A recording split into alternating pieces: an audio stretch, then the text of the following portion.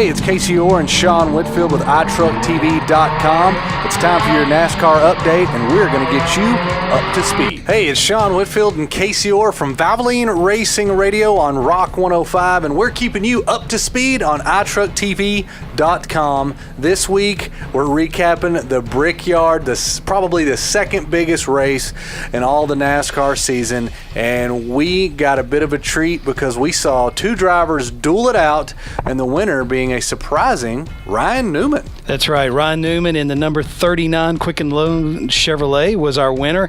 This is his first victory in 2013.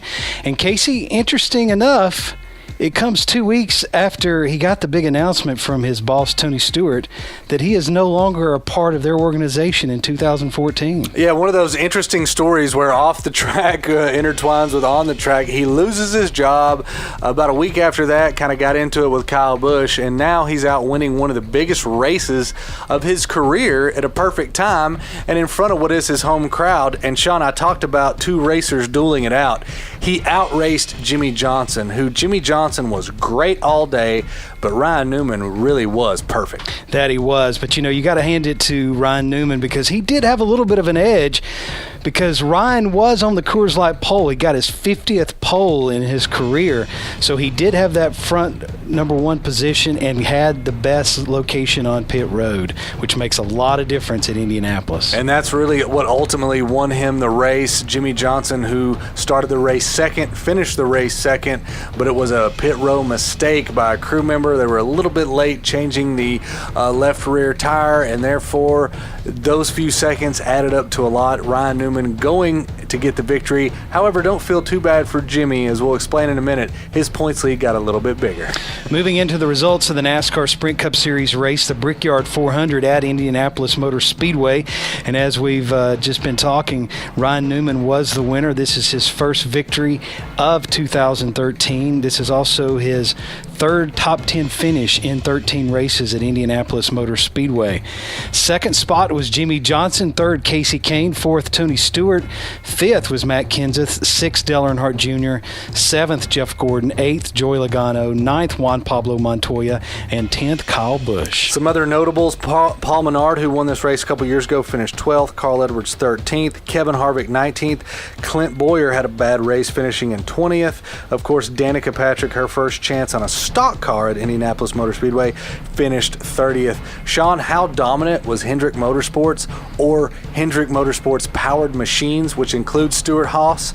6 of the top 7 finishes in the race came from either Hendrick or Stewart-Haas. That is domination. So if you had a Hendrick engine under the hood, you were golden at Indianapolis.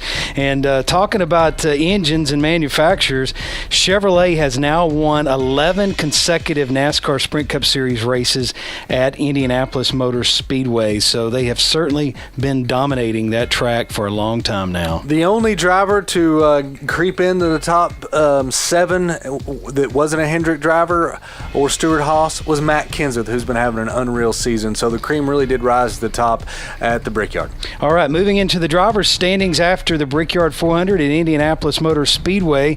Jimmy Johnson is our points leader, 75 points in the lead over second place Clint Boyer. Third is Carl Edwards. Fourth, Kevin Harvick. Fifth is Dale Earnhardt Jr. Sixth is Matt Kenseth. Seventh is Kyle Busch. Eighth, Greg Biffle. Ninth, Casey Kane. And 10th, Jeff Gordon. Tony Stewart is in the 11th spot, Martin Truex Jr. in the 12th. If the chase were to start today, those two drivers would be your wild card finishers. They both have victories. Go down to Ryan Newman. With his victory, he jumped to 16th in the standings, Shawn, but would still be on the outside looking in if the NASCAR playoffs were to start today. Brad Keselowski, the big loser of the weekend, falls from 8th all the way to 13th. If the chase were to start this week, last year's champion would not even make it.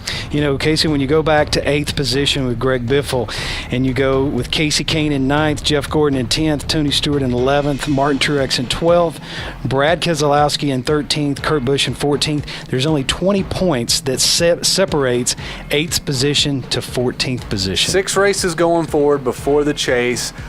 so many people so close to driving in or falling out of that top 10. Wins are at a premium, and this last weekend proved that if you know what, you've got the right car and you run a perfect race, you can get a victory. Ryan Newman proved that. Will Ryan Newman's success breed more success? Will Brad Keselowski bounce back at Pocono?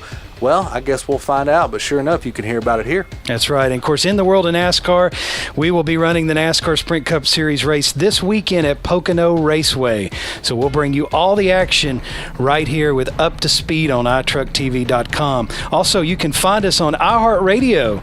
We're at Valvoline Racing Radio on Rock 105 out of Chattanooga, Tennessee. So be sure and catch us Monday and Thursday at 6 p.m. Eastern on iHeartRadio. That does it for this week's Up to Speed, found right here on iTruckTV.com. Right here on the NASCAR update at iTruck TV, where Shawn and I keep you up to speed.